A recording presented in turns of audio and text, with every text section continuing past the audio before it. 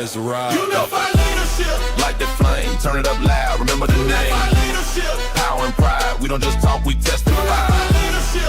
Heart and grind, purpose and rhythm, perfectly timed. Bass hit heavy, croppers and rhythm, purpose and rhythm, perfectly timed. Bass hit heavy, crowd on sway. Kosher clay, truth and play. Sifu Rafael, calm control, leaders in sync. Hearts of gold, focus sharp, the mission clear. Every step forward, silence the fear. Discipline dripping, confidence, how we move together, we amplify. Who we are, Unified. what we lead. Unified. Stand tall, Unified. every time. Unified leadership. Raise that bar, leaders in rhythm, born to spar. Unified leadership. Raise that bar, leaders in rhythm, born to spar. Unified leadership. Steady and true, the sound of the few that follow new. Unified leadership. Strong alive, this is the beat where leaders thrive. Unified leadership. Good morning. Good morning. Grand rising out there to the good people. Friday Absolutely. morning. Yes. It's good to see you, Another bro. beautiful day, right? In our beautiful world that we live in. Yeah, man. It's special. It's a little rainy down here in the Atlanta area.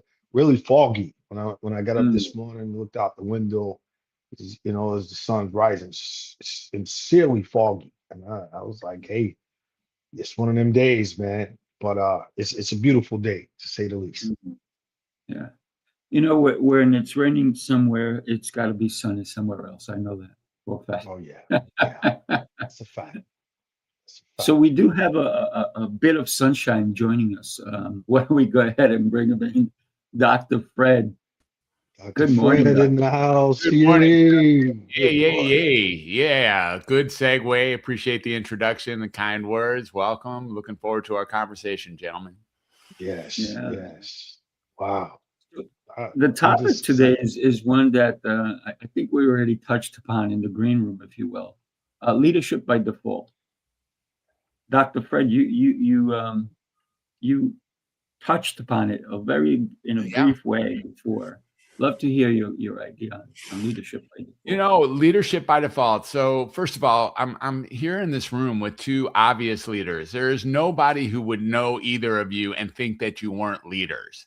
But if we talk about it, and it was somehow in this introduction, if we actually take a look at it, you're not leaders because you want to be leaders 24/7, 365. That's not how you're a leader. You earn the right to be called a leader by some people. So, somewhere along the line, you declared yourself a leader, or you walked into leadership, or some people started calling you leaders, and then everybody else agreed that you're a leader. And now you bear the burden of being a leader in some ways. It's a gift. It's a curse. It's an identity. It's a default. It's all of those things all together. And if we really look at leadership by default, I am now a leader by default. I've been a leader by default for at least 37 years. Because once I earn those two letters after my name, once I earn that MD, I get to walking around in the world and people all of a sudden care about what I say, what I do. They're watching me. They're watching how I tolerate things. They're watching how I speak with people. How do I respect myself? How do I respect others, right? That's how this goes. So I become a leader because there's an agreement reality that calls me a leader. And that does not mean that every single second that I'm awake, I readily accept that role. I have no choice but to accept that role because I am a leader. But as it turns out, it isn't because I volunteer every time I show up as a leader. So even if I don't feel like being a leader, or even if I feel like I'm a follower, or I'm confused, or I don't know the direction, or I don't have a purpose, all those things that happen to all of us humans every day, that doesn't take away from the fact that at that moment, I am seen as a leader, whether I like it or not, and have to, in some ways, like Charles Barkley once said, I'm not a role model, right? Well, the truth is, I am a role model. That's how the people are watching me. People care a little bit about what I say and what I do because I have defaulted myself into being a leader as soon as I decided, especially as I may have been a leader beforehand, but as soon as I decided to go back to school for that third time and get my degree and then become a doctor and then walk out with that degree of doctor, I am now given a title in society and in the community that is pretty equated to the notion of leader, at least from a civilian standpoint. Being a doctor is being a leader. That's right. I'd love to hear what you have to say, T.O, because I know a bit about your history inside the Marines and stuff. What does it mean to be a leader, whether you like it or not, sir? Oh man, first and foremost, we thank you, brother Dr. Fred Moss, for being here with us. It's a treat to have you with us. Thank you. You know, when it comes to unified leadership, Sifu and I, we discuss it all the time. Like, you know, one, we know that we have to be authentic to who we are. We have to be, regardless of rain, sleet, snow, or shine. We have to be solid in the authenticity of who we are. Him and I.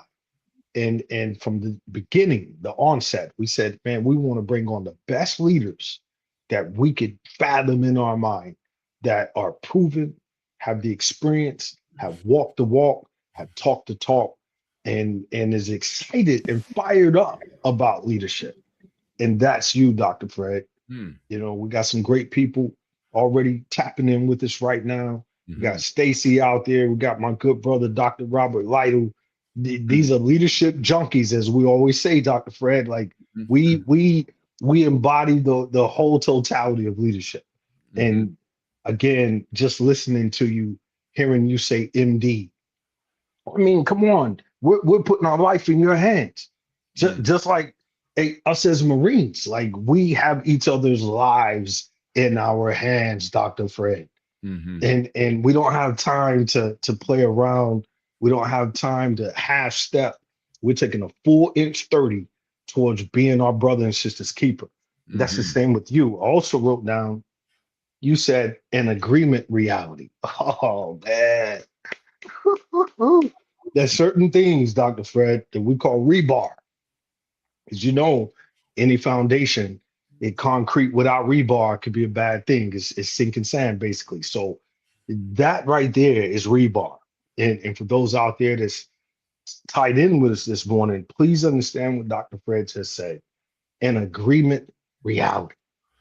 That has to start in self. I know within every single day, just now, right now, I have a plate, gentlemen, of eggs and some turkey sausage, right? My 12-year-old made this for me this morning. He's on his way to school. Very cool. And I have an agreement reality that I'm his dad, rain, sleet, snow, and shine. I have to lead him. I want to lead him. I have to be vulnerable enough to look at my 12-year-old son and say, hey, son, I don't know everything, but I know a little bit. And everything that I know, I'm going to pour it into you. So leadership by default, it's unfortunate, it's sad. Some people are not living within that agreement reality of the default of the leadership position in which you're in. So Sifu, what's your thoughts, brother? How you feeling this morning, man? Thank you, T.O. Oh my God. I got to tell you, listening to you both brings so much emotion for me, if you will. And one of the things that I've heard a lot of people say is that no one is born as a leader. But I have to kind of say yes and no, because I've seen youngsters lead other youngsters. I've seen brothers, little brothers, who are maybe 2 years old, helping out their younger ones. I've seen 5-year-olds go over and help a kid who's fallen. I've seen kids who are showing other kids how to do something, and no one told them how. It was innate in them, and they knew they had to help somebody.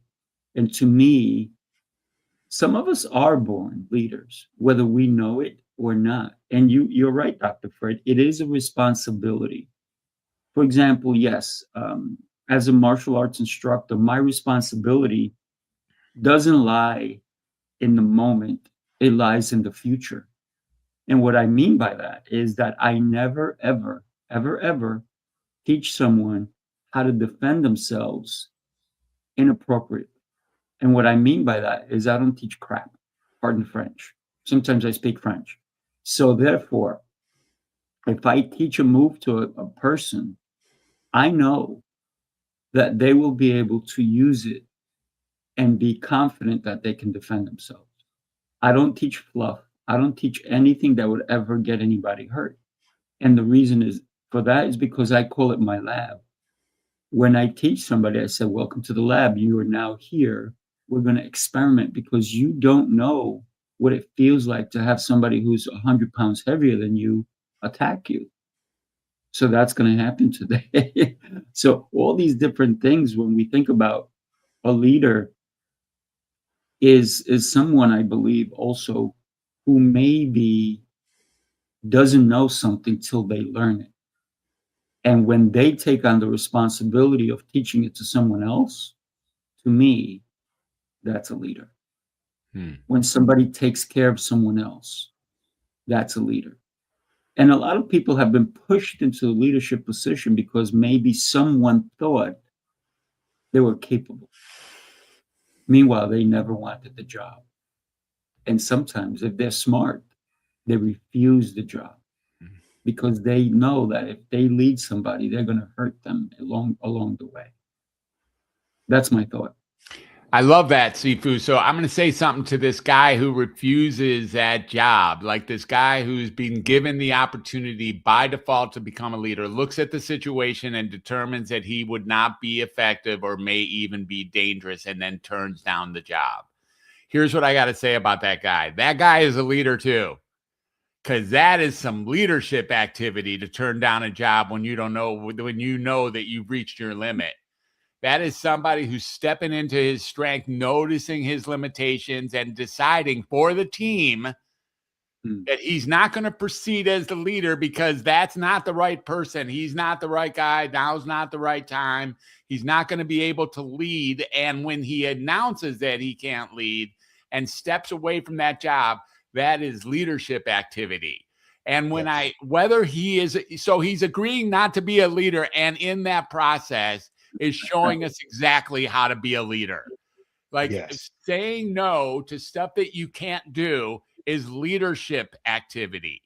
It's really important to get that no is important, is in many cases even more important than yes, sir. You know, we start looking at it like the difference, if you dare, between leadership and whatever non-leadership is. And, you know, I often hear people say that leadership is responsibility for others. As it turns out, leadership happens when I take care of my life. Like I'm being, even if I'm a really good follower, I can be a leader being a follower. I can be a leader of followers looking for followers, for instance. And so, and in that process, it's a matter of really walking forward and being responsible for myself and how I carry myself, whether or not I have this default USMC or whether I have this default MD. Even if I'm not carrying around those emblems, I have an opportunity. Where does leadership come? I think if we look at it, T.O. mentioned it, one of the places where leadership comes by default more than anything I know of is be a parent. Watch what happens then. Watch what happens when you have a child. Watch what happens to your leadership default the moment you have a child that you are a parent of. I think we all know what we're talking about. I know, Dr. Fred, you had talked on the podcast that we were discussing in the green room. You had talked about children dealing with real mental issues, and it's sort of the whole vibe of just taking the medication, you know, cramming it down and then hoping magically that would put them back in line. But you came with a whole different concept of, hey man, you know, the communication, the love, the care. Can you expound on some of those things for us today? Just a little bit of that background when you were experiencing that, Dr. Fred. Yeah, I can do that, and I'm going to be careful to stay inside the realm of the topic of leadership, rather go too far off on this. But I think what we're really talking about here is human connection is at the heart of all healing, of all conditions, of all types, everywhere. Okay, human connection is at the heart of that. And you men know just as much as anybody, when you hit that connection, when you ring that bell of actually connecting, of actually resonating on harmonic frequency, being at the same human condition frequency as another folk, that's when healing takes place. That's when the explosion takes place. That's when the pin gets pulled out of that grenade. That's when it happens. That's when it happens. It happens when we connect. But instead, what we do is we call our kids or our family members or our friends, we call them sick. You know, we call them ill. We call them wrong, disease, syndrome, whatever we think they have, right? And we tell them to go into the system and confirm that they're sick. So people walk into a medical system not to find out if they're sick, at least not in psychiatry. I've been a psychiatrist for 37 years and in the mental health field for 46 years. So I call myself a recovering psychiatrist.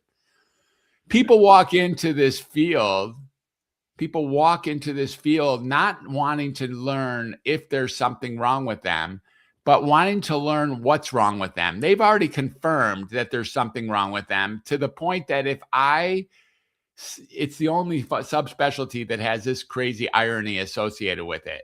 If I tell my patient that they're okay, they're going to get pissed. What is that? What is that, dude? Like, I just told you as a expert that you're okay, and you need to hear that you're not. Very interesting. And I believe that now we're start talking about that's not leadership behavior.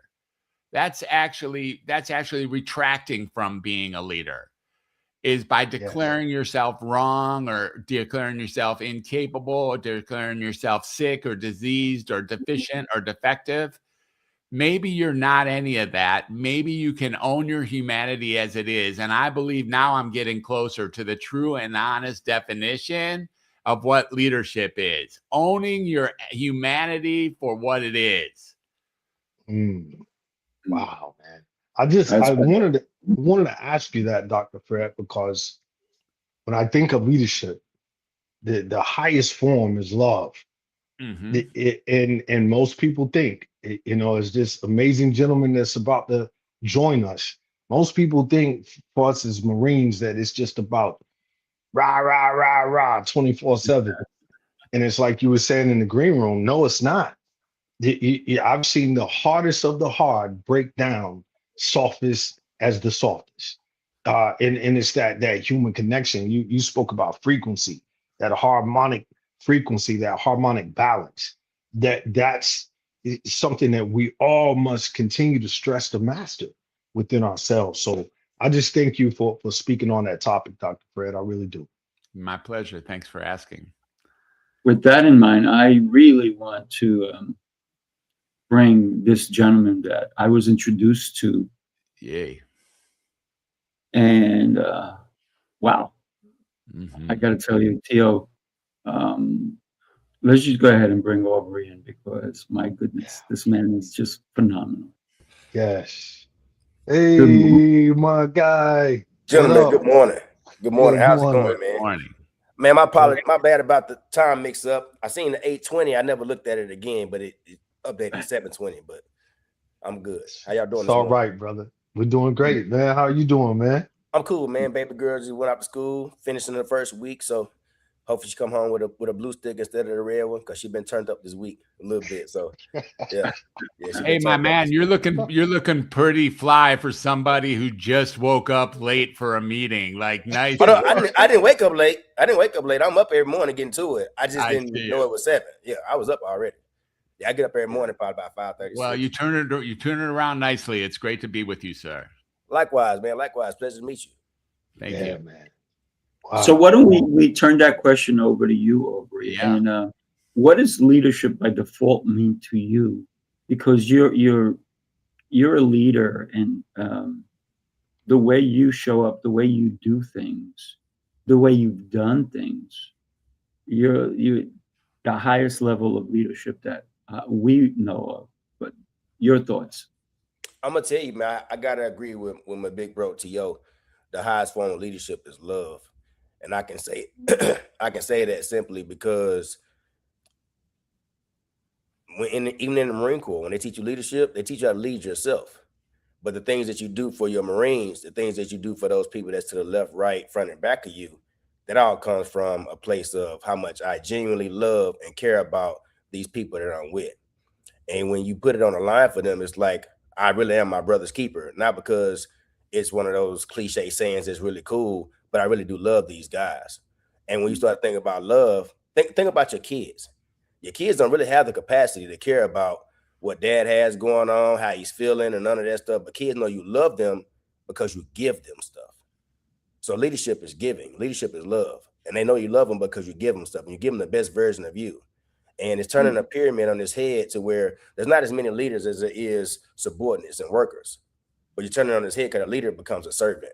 And you're not serving the guys and putting yourself in a position to say, I'm here for you. What do you need to win? What do you need to be successful? You're not leading. So leadership is love, giving, and service. Level 3. That's it, bro. Man, you know, right now, Aubrey, today is what? The 28th of August, I believe. Yes, sir. 28 August 2026.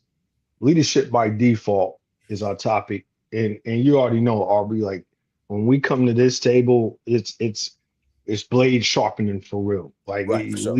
leadership at its highest level. What would you say as far as many of the Marines that you serve with personally, how your leadership impacts them today? Just in your life and how you're operating on a day-to-day basis, the things you're putting out to the universe. How do you feel that the Marines that you served with over the years are benefiting from your leadership today? Man, that's a great question, T. And they're benefiting because they're still seeing day-day. You know what I mean? Like, you know how it is when you're in the uniform, and then when people get out, they let themselves go, or they go, you know, life takes place for them or whatever. But for me, people still see day-day. And there was never really a Sergeant McDade or a Corporal McDade that a role that I played. I was always able to be myself. And like T.O. know more than a lot of people, man. When I came in the Marine Corps, I came in with dirty drawers and empty pockets, and my clothes were too big. I didn't have anything. You know, I was 155 pounds when I joined the Marine Corps, but my pants was a size 38. You know what I'm saying? Yes. So when I got to the Marine Corps and graduated boot camp, I wasn't one of those Marines that considered myself a Marine out of boot camp. It was when I got the Bravo Company 1-8. When I got a Bravo Company 1-8, I got this Hispanic cat from Detroit, Michigan, that would get in my face and tell me they didn't stop making hoods when they made yours. You know what I'm saying? Or I got Corporal Nicholas Pascuzzi, which is Sergeant Major now, getting ready to retire. They tell me that you put it on the line for your Marines, or I'm gonna come fuck you up, right? Yeah. So it's one of them things that was ingrained in me that it's always about your brothers before self. And I was that way before I came up, because I've been a parent since I was 5 years old, taking care of my siblings. So when I understood this, oh man, this is easy. I just make sure that the guys that I'm fighting with have the ability to really go out here and be able to knuckle up to what I need them to, because I know that I'm good. So let me push them harder than anybody else is going to push them. And that's where the love comes from. Love's when you go through shit. That's right. If you don't take your Marines through nothing, if you don't take your family through nothing, you don't really love them. That's true love right there. Yes, sir. If you will. I want to share a video with you guys, because we're literally doing a lot with what we believe leadership is, and we have a couple of different things that are happening. So we'd love for you guys take a look and join our community of leaders. Take a peek. Your next level is waiting. Will you climb? We climb. Together. We grow together. We lead together. Yeah, this is unified leadership. Purpose, character, conviction, wisdom, connection, impact. Together we become more. Bring your vision. Bring your fire. One community. One heartbeat. One mission. Keep climbing. Keep growing. Unified Leadership Academy. Unified Leadership Academy. Unified Leadership Academy. Stronger together. One community, one future. Join us. On school soul. Where leaders connect, where true leaders grow, where leadership never stands still. Keep climbing, climb higher,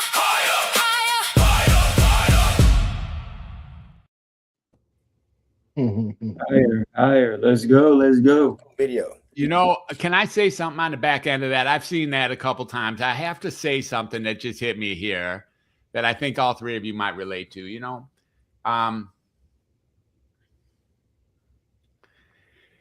Being a leader isn't about showing you all the good things I can do. It's about showing you I got your back. That's what's here.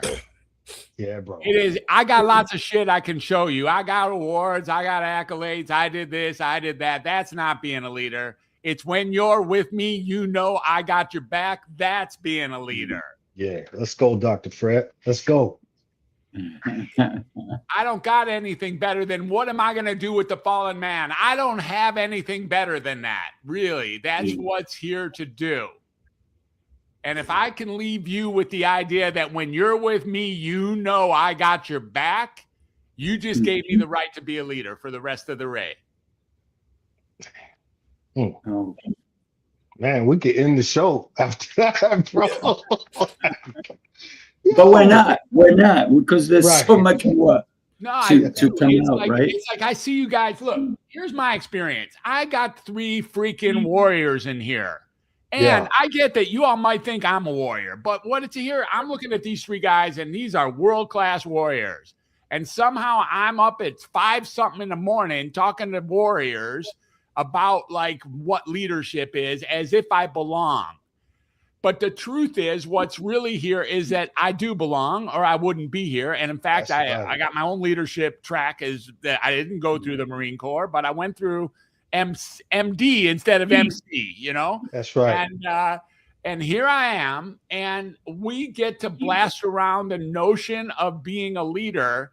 But don't you know that I know when I see you guys in Atlanta, I know you got my back. I already know that. It's like, man, I can know wherever happens to be between now and Atlanta, and even after Atlanta, after this conversation, that you guys got my back. And now all of a sudden I'm with bona fide leaders. And if I can leave that expression and that impression on somebody else who's with me, that they know that Fred's got their back, dude, that's a rival. Yeah, that's it, bro. You just opened something up, and I'm just going to have to throw the video because it's happening in Atlanta. Take a look, everybody. The city never sleeps, and neither do the dreamers who build its pulse. From every corner of the globe they come. Visionaries, creators, leaders, each carrying a spark ready to ignite the world. This is not an event. It's a revolution of rhythm and reason. A symphony of minds. A movement of momentum. Sifu Rafael, Lancelot, Jose Escobar. Together they set the stage for brilliance. This is the NYC experience. Mastermind, light up the city. They coming from the east, coming from the west. Knowledge on deck, put the truth to the test. Leaders in motion, hearts in sync, dropping wisdom so deep it'll make you think. They bring stories, sweat and flame, different faces, one shared name. Elevation, that's the sound. NYC experience, mastermind, where purpose is found. Oh yeah. Yeah, that's one joint right there. I love that song, man. Because like Dr. Fred was just saying, it's truth, man.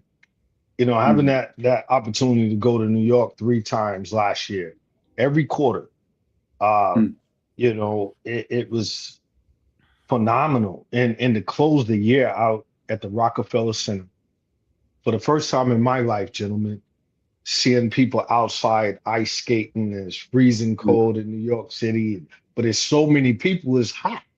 It's cold as all get out, but it was so many people. It's New York, so you already know. But man, the experience is special. And then to follow up with Tampa, to be able to go down, and many in the chat right now, shout out to Leon, shout out to Renee, just really great people.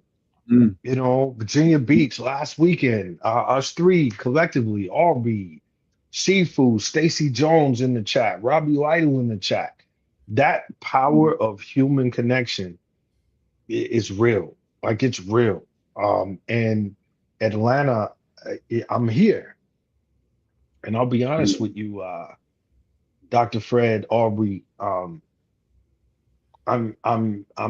looking at it from the standpoint of, man, everything that we're talking about this morning. The real love having each other's back. Mm. Hey, it's okay to be free, just being free, free in the spirit, free in your forward thinking, just free to say, hey man, tomorrow is really not promised. It's really not. That young lady, you know, Shay Williams, that was in Virginia Beach with us, her mom said it on the stage, Dr. Fred. My daughter was dead. And I just couldn't accept that. I couldn't accept that my daughter was dead. And she ended up coming back to life, bro. And now she's here. And when I was speaking with her last night, and I'm just looking at her, and I'm smiling ear to ear. And she was like, T.O, you okay? I said, I know you're a walking miracle.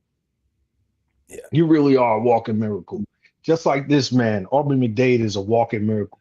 There's no way that man was supposed to run in that alley 3 times in Fallujah and pull other Marines out under heavy suppressed fire and still be sitting here with us on this call this morning, man. Looking great, to bringing it too, just fully bringing it, man.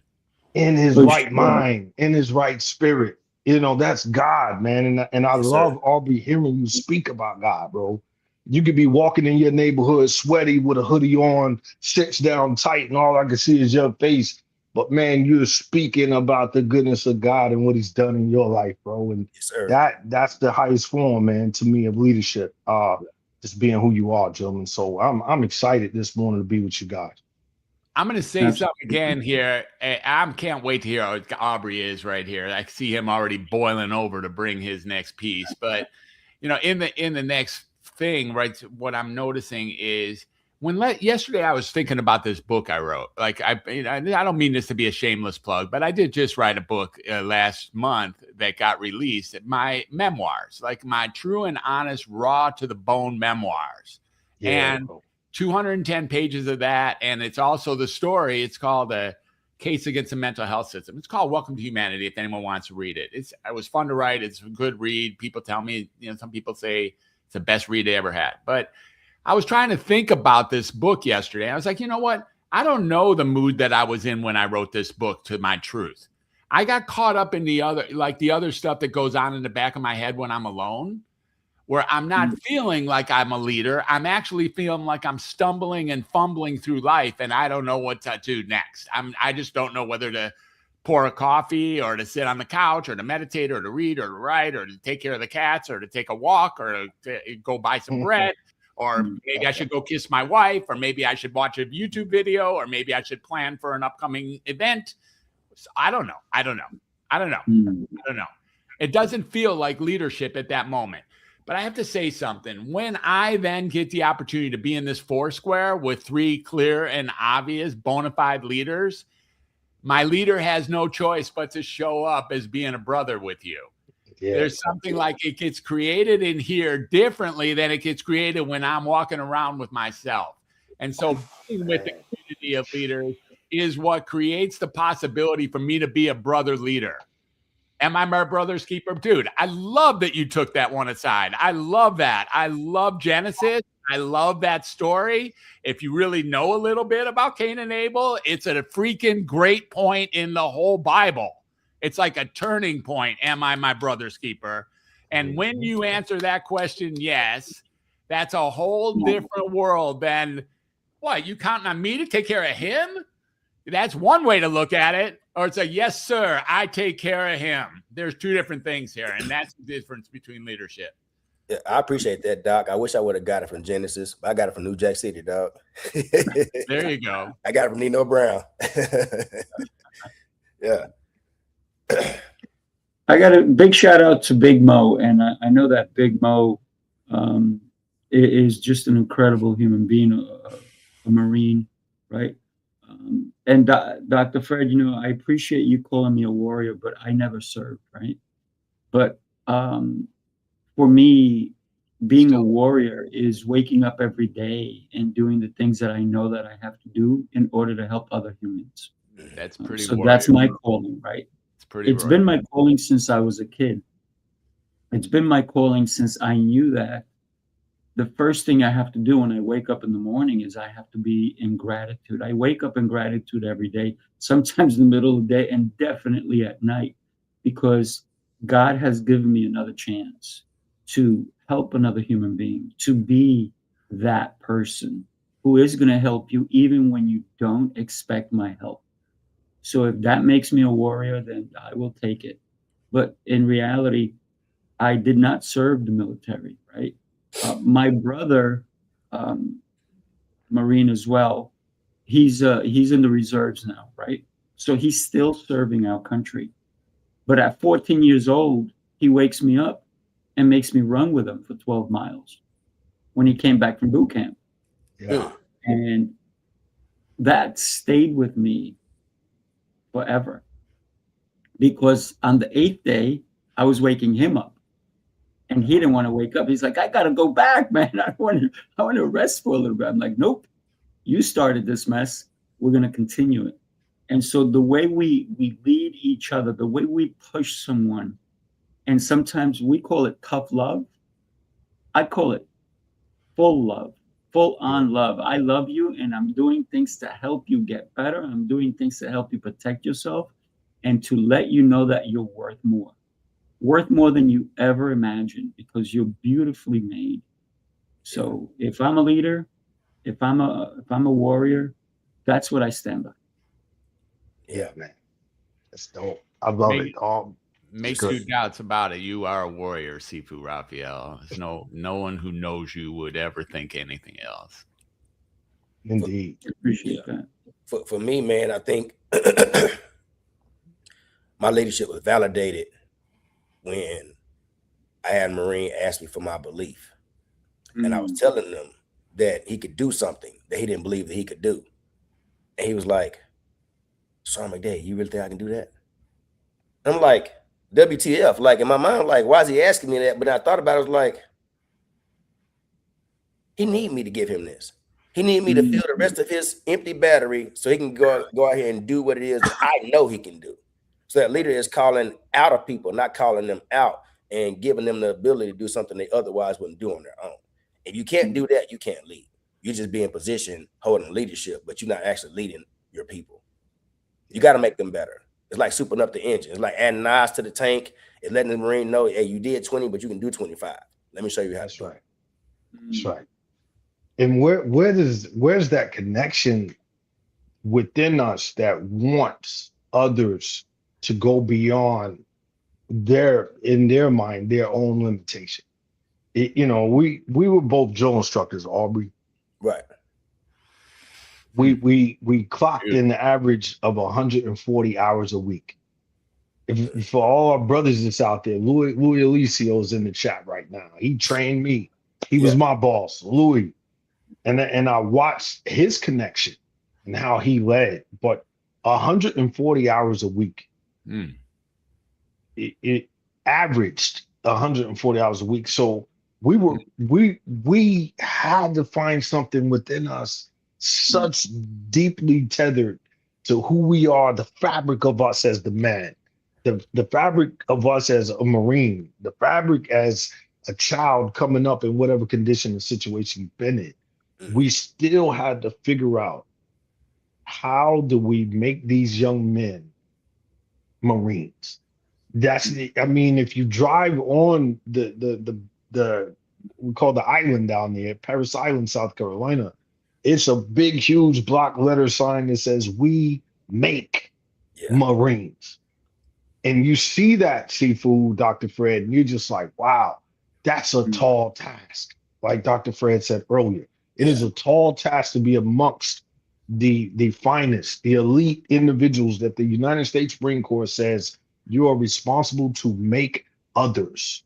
That when I think of how many times, like you just said, Aubrey, you see the fruition of someone going beyond what they thought they could achieve. It usually does go back to what Sifu said.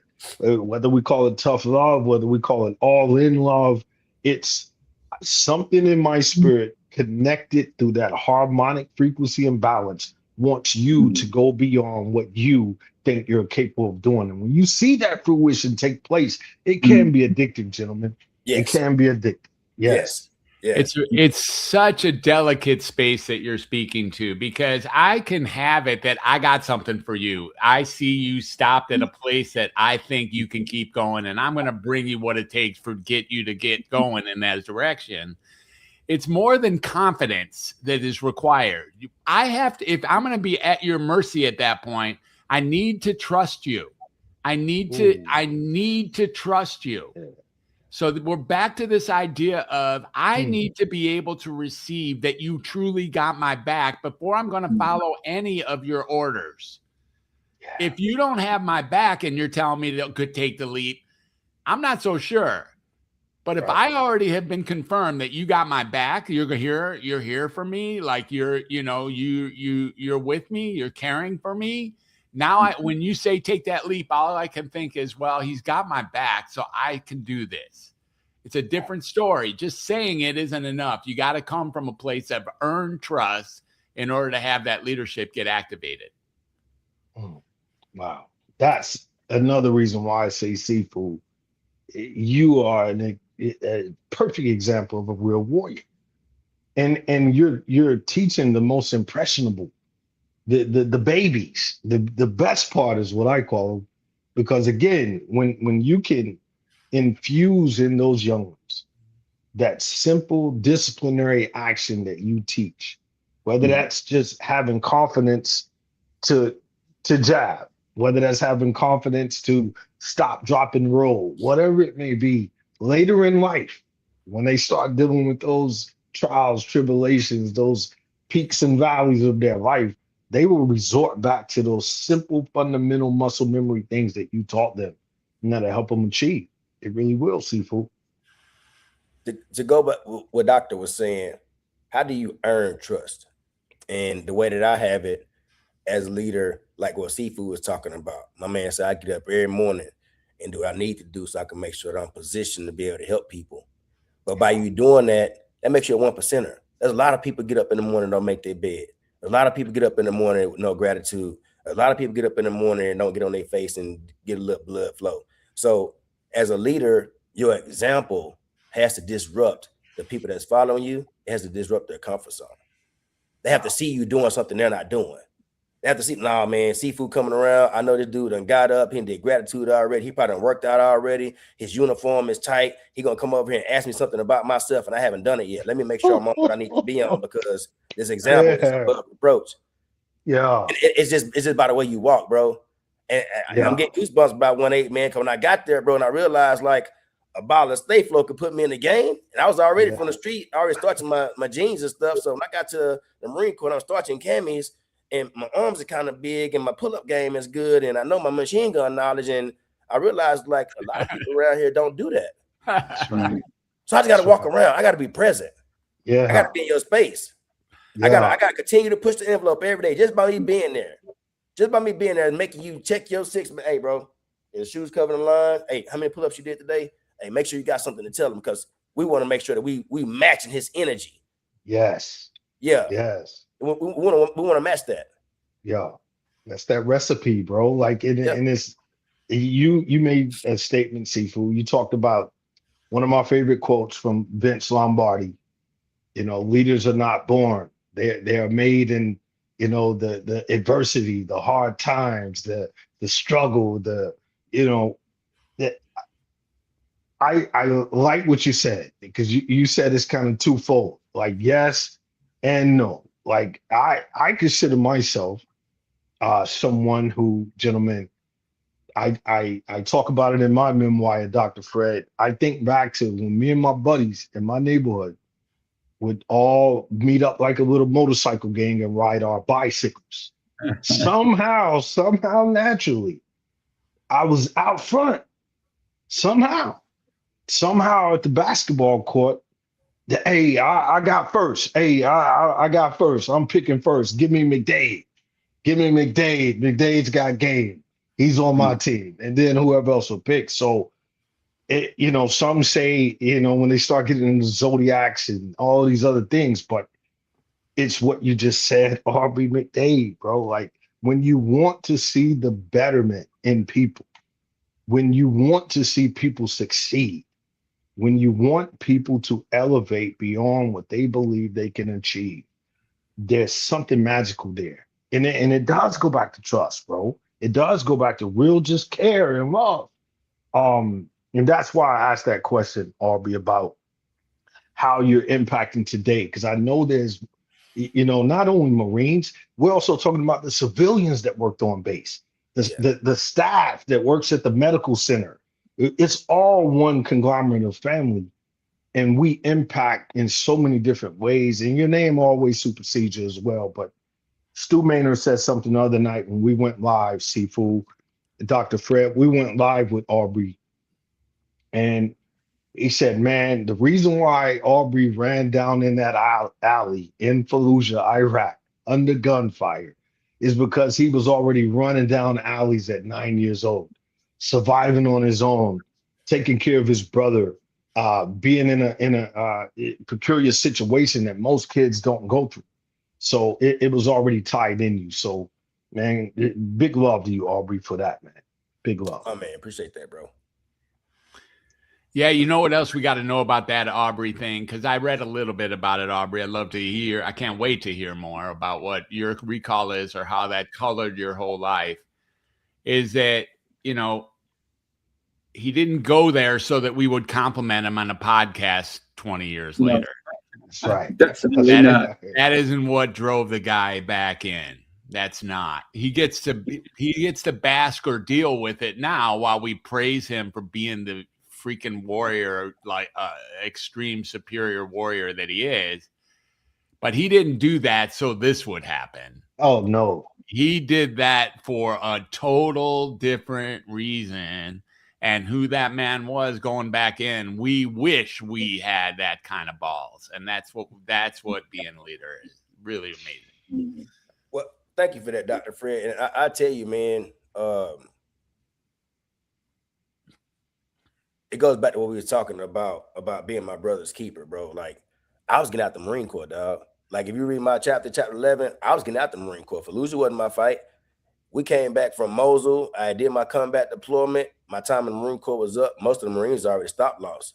87% of our leadership and our experience got out of the Marine Corps when we came back. And I was standing by for an ankle surgery, and I was afraid to go have the ankle surgery to keep it a buck with you. So I wasn't going to do it. But Sergeant McDade, I was standing back. I was in the rear with the gear, had Marines graduating from Camp Geiger. I go over there, pick them up. We're coming off the base. Hey, all y'all stand up. Look back. I have Sergeant. Bye-bye fairy tale land. Bye-bye fairy tale land. I have them sit down.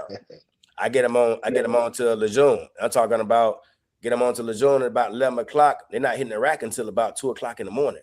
I'm walking these kids with all their gear, from Alpha all the way to Oscar when we had D-Pack before it became an IPAC thing. I'm doing all this thing to get these Marines squared away.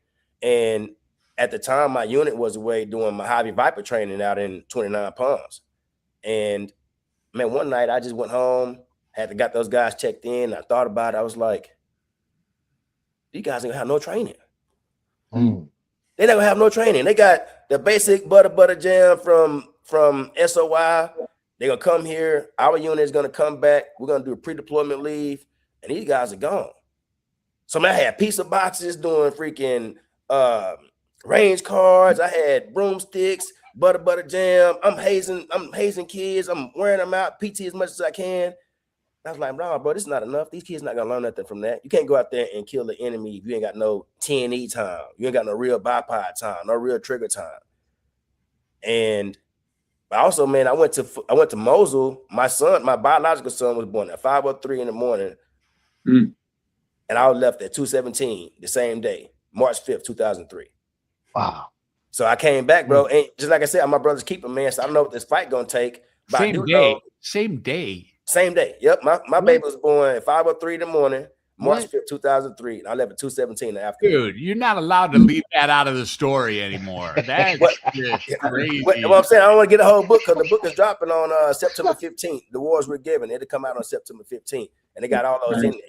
But when I came back, man, now I'm faced with, bro, I wasn't expecting to be no pops. I wasn't expecting to be a husband. I loved my wife at the time. And I loved my son at the time. But I left saying, shit, I put $500,000 in place for y'all. I go out here and get bumped off. Congratulations, the enemy got lucky, but my family will be good. I wasn't worried about none of that. So now I got to come back and I got to cross that bridge of being a pops and being a husband. I'm not bringing my family back to Fort Worth to raise them. Funky Town was still like top 5 murder capital of the world. And the trap was still trap when I was out there. My family was still dying and the streets were still doing what they were doing. But I'm not going to raise my family in Jacksonville either. So it's like, well, I couldn't sleep. I was getting out the Marine Corps, and Keela, she told me, she said, look, whatever you decide to do, you do it. I do not want you to go to combat, but I'm not going to live the rest of my life with you resenting me because you didn't do what you wanted to do. Do whatever your gut telling you to do. The next day, I was at the BAS. Hey, Doc, I need to go on this deployment. He said, hey, Daddy, I can't let you go, man. You got ankles, you got ligaments in your ankle hanging like shoestrings. I said, Doc, I've been on this ankle for 5 years, bro. I'm straight. Let me go do what I need to do. And he told me, he said, man, I'm not going to let you go if you don't pray with me. Dr. Kong was his name. I said, man, what we doing? We praying to Buddha? What we doing? We took a knee in front of his desk. He prayed with me. I took my medical record to the naval hospital on Lejeune, got him to sign off on it. I met my Marines at the Area 2 basketball gym. They were doing the ECP and VCP, vehicle control points, entry control point stuff. Told them I was getting ready to go. I was going to go with them. Everybody was excited. And as a young sergeant, we ain't got a lot of staff of COs. So I was able to sit in this meeting about the brief. We're getting ready to go to Fallujah. And you got these colonels and sergeants majors and master gunnery sergeants and gunners, all these people all over the place. Me, Sergeant G, Sergeant Williams, and me, like a couple other corporals. We was in there. The only young dudes in there. And they're having this conversation about what's about to happen in Fallujah. And I'm a courageous conversation kind of person. I'm not going to sit there and hold no question. Hey, when you show out, you get work done. I'm going to ask the question on the spot so I can make sure that we know. And one time, the presenter, he was talking about how the Iraqi special forces were going to be chaperoned by the Army. Good. And they're going to have a red bandana on their right arm and a white bandana on their left leg. I looked around at everybody like, is this shit making sense to everybody? Because it don't make no sense to me. And I'm looking around and nobody say nothing. So I stood up. Hey, good afternoon, gentlemen. Sergeant McDade, Bravo Company 18 kill. Hey, what you got, Sergeant?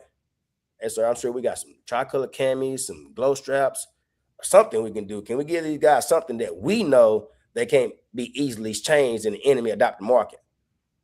He said, hey, don't wait up for everything, Devil Doc. Go out there and get the job done, right? Yes, sir. I sit down. And he started talking about they're going to be chaperoned by the Army. I stand up again. So, hey, sir, Sergeant McDade, Bravo Company 18 kill. What you got, Sergeant? So if they're not with the Army, can we deem them as enemy? He said, yes. They're not with the Army, deem them as enemy. Bet. November 10th, 2004, we leave our checkpoint after I already had been getting hit. We'd already lost three Marines already. We're leaving the mayor's complex and we're going to our checkpoint, the bath party. I'm not going to our checkpoint, phase line Grace. And as we're patrolling, it's probably about 10, maybe 11 o'clock at night. And you know how it is, man. You got 5 meters dispersion between you patrol and stuff. And we got these raggedy line of sight radios. So I can hear everything, but I can't see. And at the time, rest in peace, Corporal Anderson and his team, Russell, they were the point element for our patrol. And I hear them on the radio talking to our platoon commander. Hey, sir, we got Iraqi special forces ahead. In my mind, I don't hear anything about Army. Now I'm a machine gunner. So that means I'm attached to first platoon. So as a leader, like we talked about, when you do your job at the highest level, it frees you up to be able to position yourself at a friction point. So once I heard this going on the radio, I didn't hear anything about Army. I started screaming, open fire, open fire, open fire. And everybody looking around because there's no positive identification. They're like, hey, Sergeant McDade, we'll shoot, but shoot at what? Hey, Rose, get that machine gun. Give me the most likely avenue of approach. Give me somebody in Overwatch. And they do that. And I take off running. And I hear them. I heard my platoon commander say, let's get up and move forward and check it out. And I'm like, open fire, open fire, open fire. So as I'm running, Marines just started running. By the time I get to the alleyway, all hell had already broke loose. It was on fire already. And I get there and I get into, there's a house on the right-hand side of the alleyway, the CCP. Gunnery Sergeant Brown, instead of CCP, was a casualty collection point. And I go up in there and I asked Gunnery Sergeant what's going on. He said, man, we got 3 Marines hit. And I think Anderson is dead. And I told him, I said, I go get him, just don't let me die. and he says, you can't get hit. We don't have tank support, or we don't have close air support for like 45 minutes. So, all right, Gunnery Sergeant, just don't let me die. In that moment, man, I knew exactly what I was going to do, why I was going to do it, how I was going to do it. I talked to you guys about some of it already. The Marines that raised me in the Marine Corps, like, it wasn't a game. Anthony Romero was one of the most inspirational, most impactful Marines in my life. Corporal Nicholas Pascuzzi was one of the most impactful Marines in my life. And I knew that in that alleyway, I was going to take all that gear off, because prior to us actually getting the green light to actually go fight, we did a tank integration training. You put infantrymen at the four corners of the tank to protect the tank. You know, the Iraqis, they was really motivated about getting some tank kills, like some cool points, if you will. Oh, yeah. And again, courageous conversation. Hey, gentlemen, I get it. We got to protect these tanks. Who's going to protect us? What happens if we get hit? Gunnery Sergeant Brown, little white boy out of West Virginia, about 5'6", probably 160 pounds, soaking wet. Man, he found the biggest guy in our platoon, Goggins. Goggins probably about 220 with no gear on, but all the gear on, sappers and everything. Dude probably about 400 pounds. Man, Gunnery Sergeant Brown, pick him up. You pick your freaking Marine up and you get him out of the kill zone. And I was impressed. I'm like, damn, that's a pretty impressive lift. But in my mind, in my spirit, I was like, both of them are casualties.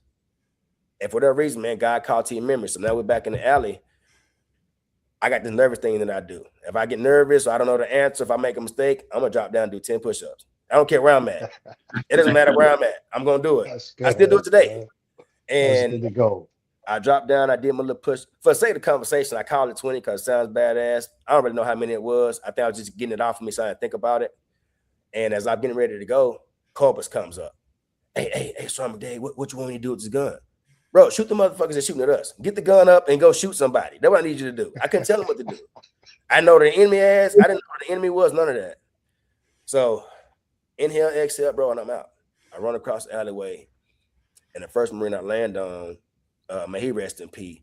Rest in peace is Lieutenant Robert Kelly, but at the time he was Lance Corporal Robert Kelly.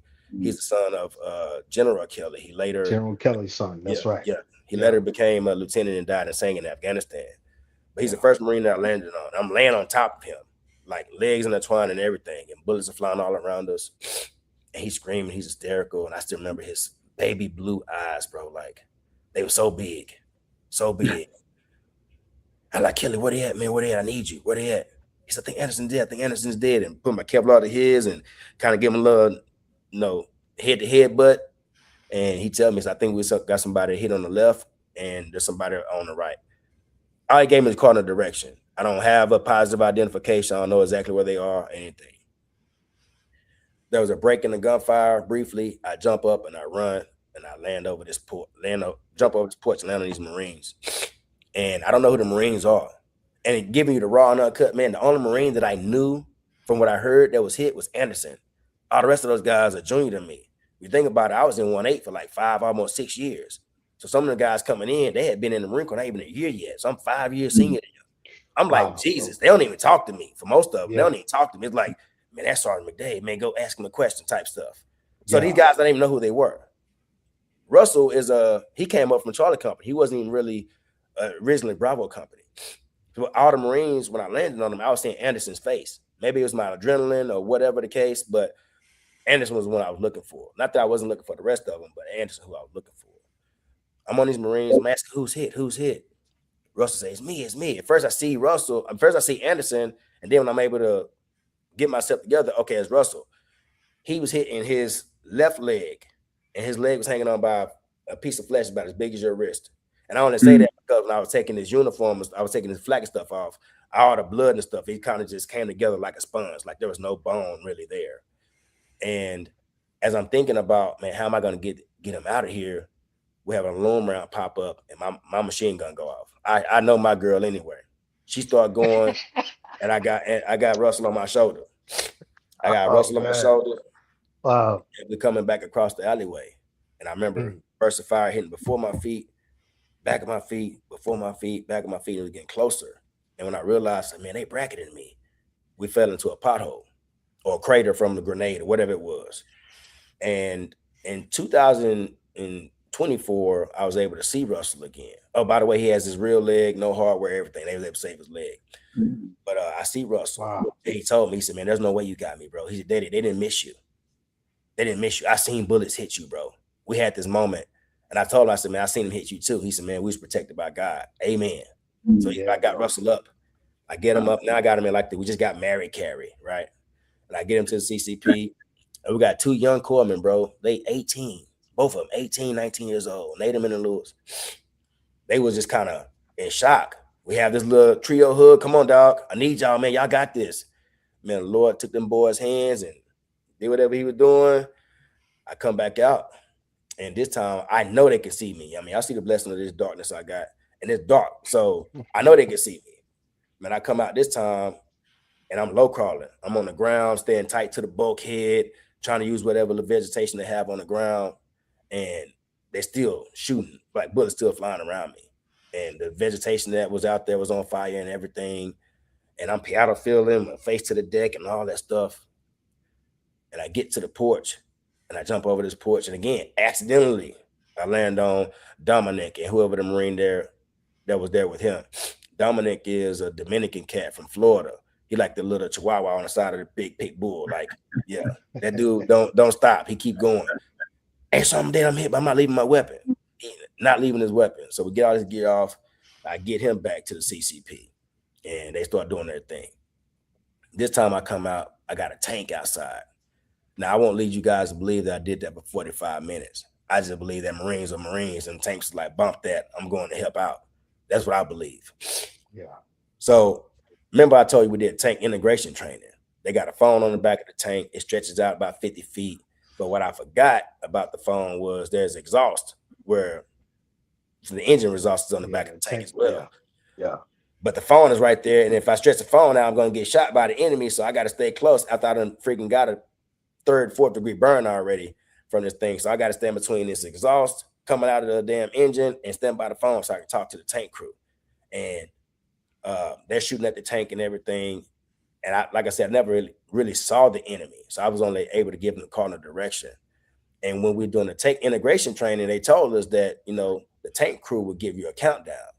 Nah, these dudes didn't give a countdown. So I'm thinking I'm waiting for the countdown. And all I hear was, we got him. Boom. And now the light's going out. First round go off. My vision goes out. My ears are ringing. My body is rattled. I got freaking long ass snot hanging down my nose. And I'm holding on to this thing. I'm not trying to get shot. Boom. Then it goes again. And now I'm on the ground. I'm on the ground. I'm just kind of delirious. Everything is kind of rattled. And you know how vibration do like this. Then when they stop vibrating, it gets one. That's how it was. And I was able to get up. And nobody saw me. I was on the side of the tank and everything. And I was able to get up. And by the grace of God, man, I'm going to tell you, I don't remember Anderson's body. You giving this y'all raw enough? I don't remember his body, and everybody told me about it because he got hit by a burst of 50 cal ammunition. And Marines, they let me have a moment. I got all this gear up and stuff by myself. I called a medevac out and stuff by myself. And as the medevac was coming to pick the Marines up, they thought Dominic was still bleeding. Hey, he's still bleeding. So they started doing triage stuff again or whatever. And he was like, no, it's not me. It's not me. So everybody looking around. And Day, you hit. And they came over and tackled me. Hold on. Looked me up, and I just had like this little shrapnel in my hand right here. I had blood dripping down my hand. But during that time, you couldn't leave the wire. Like all the Marines that got injured, regardless of how severe it was, if they left, they wouldn't let them come back because the theater was too hot.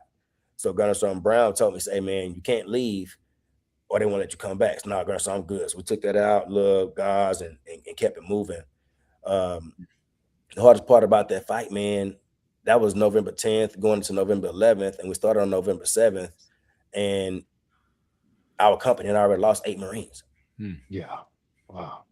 We'd already lost 8 Marines. Wow. Yeah. Man, thank you for sharing, because I know that's something that you don't have to do, Aubrey. But I think Dr. Fred said it best earlier. You're safe here, bro. Yeah. You know, and you know that. And every time I hear you speak about it, man, it's like it's an out-of-body experience for me, because I know the caliber of man that you are. And just to hear that gallantry. You know, we read all of these amazing stories of all the years from Vietnam to, you know, so many different fights that's happened, the Frozen Chosen, and the shores of Tripoli. But man, we're sitting here with you, bro. And we thank you. And it's like Dr. Fred said, it's like Stu Maynard said, we've all said it. You're more than an award, brother. We know that, you know that. And I know every Marine that was a part of that scenario that you just graciously shared with us, bro. I know you've had the opportunity to meet with some of them that are still here. I know you're still their big brother. And man, for the ones that didn't make it, I know they ride in your spirit forever. Yeah, man. And it means something. So truly thank you, brother. Sifu, you got it, man. What's I want to echo that because the gentleman that you were able to save, their legacy didn't die that day because of you. That's right. Their families continued because of you. Their greatness continued because of you.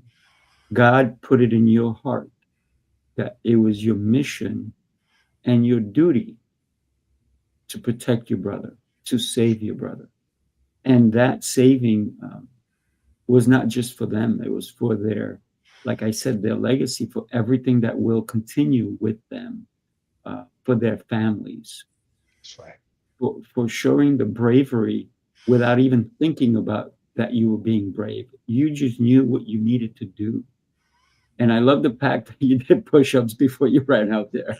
So, I love hearing you say that piano fill, because we all Marines get trained to piano fill. And for you to say it in that real time is special. On the Marine Corps birthday, bro. I never really thought about that during that time. I was like, what is it about November for us, bro? Yeah. What is it about November for us in the Marine Corps? I will tell you, the devil's overarching goal is to create doubt, right? And challenge your belief. And for 12 years, man, I went focusing on not being able to save Anderson and not being grateful for, if you do the math, man, there was 2 mod deuces, an RPK, and they had RPTs and everything. And a mod deuce 50 cal machine gun shoots 1,829 bullets a minute. I'll get shot at by 2 of them. And RPK, I believe, is between 12 and 1,300 rounds a minute at the cycling rate. So give or take, if they had unlimited ammo, that was about 10,000 bullets, give or take. And none of them didn't hit me, man. And I was stuck in that for a long time, bro. Wow. So when I'm able to change that perspective and realize, like, now I'm on orders, like we talked about my brothers that can't be here, I got to live a life on purpose and I got to make it count. Yeah. So to be able to impact the Marines that I served with that are still here, living and breathing, I blame it on the guys that are gone. That's how I told them, hey, bro, look, what would Anderson say? That's right. What would Wells say? What would Jimenez say? Bro, these dudes wanted to be here. They had families. And you out here being a piece of shit. Like, no, get your shit together, bro. If you need some help, hit me up. That's right. We always locked in. We don't get a chance to go through that, and then we break up, and we're not family no more, bro. We stuck by that bond.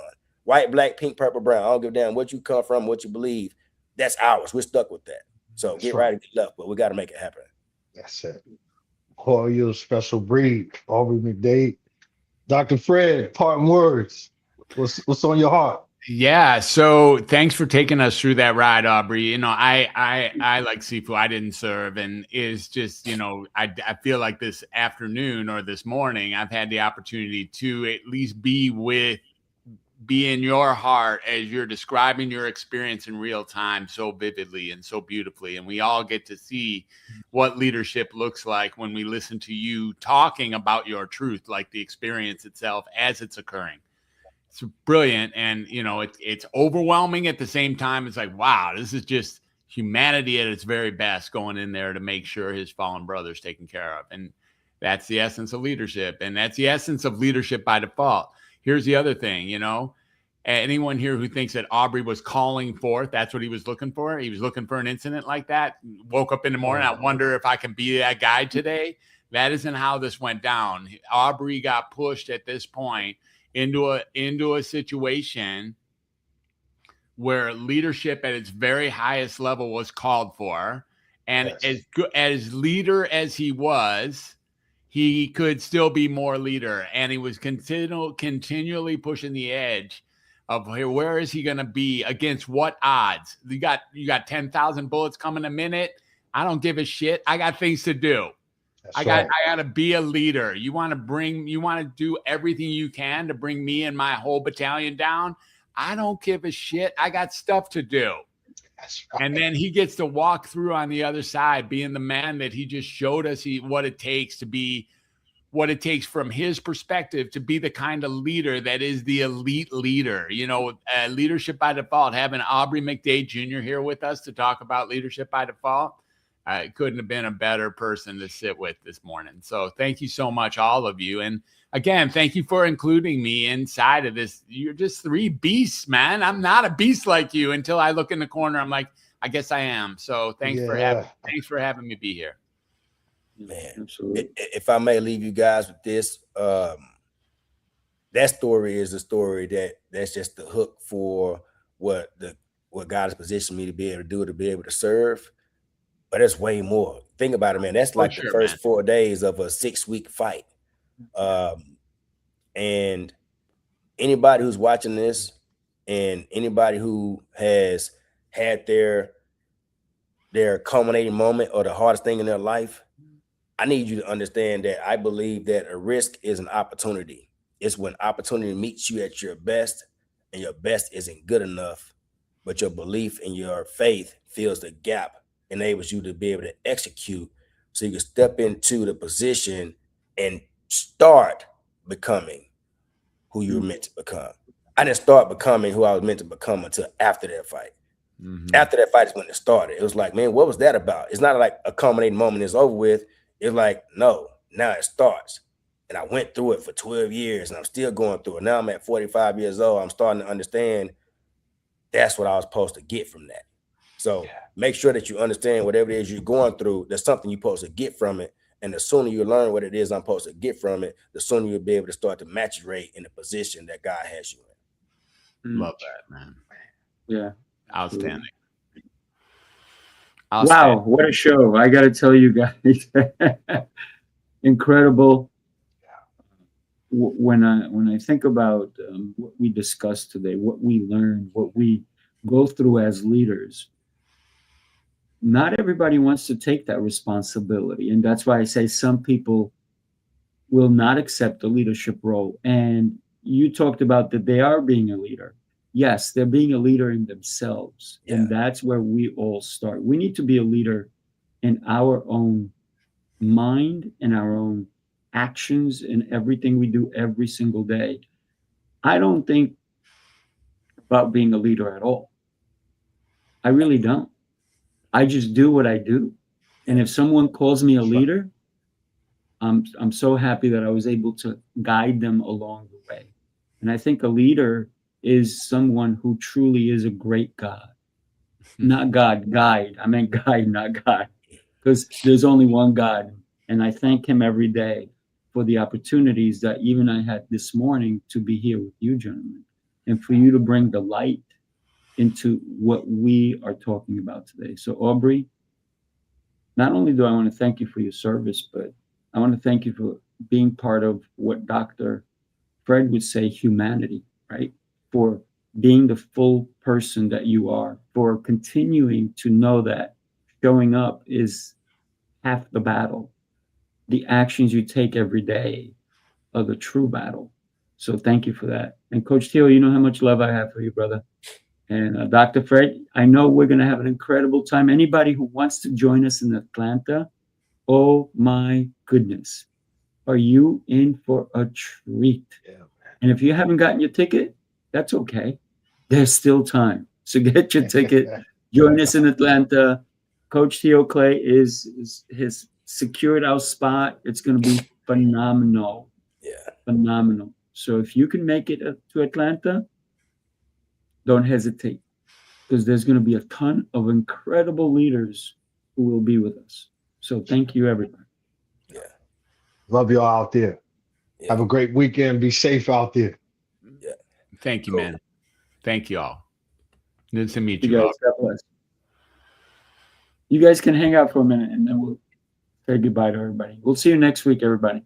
Unify leadership.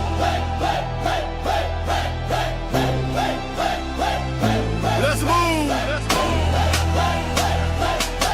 Let's lead. Let's ride. Unify leadership. Like the flame, turn it up loud, remember the name.